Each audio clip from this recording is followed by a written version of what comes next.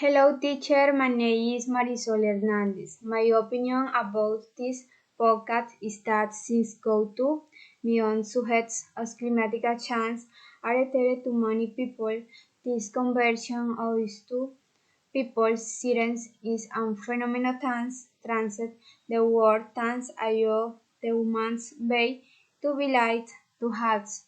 Change every day is a life siret.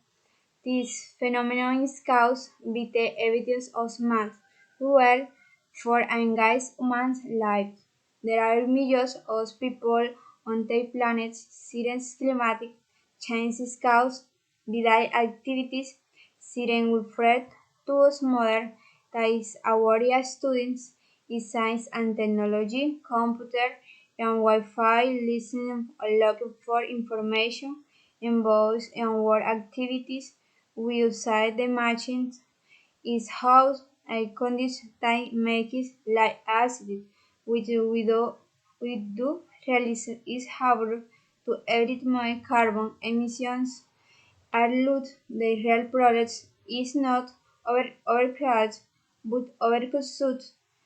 We are from light, athletes, lies, and we are close to the destruction. Climatic change in some people do not care much what happens with it.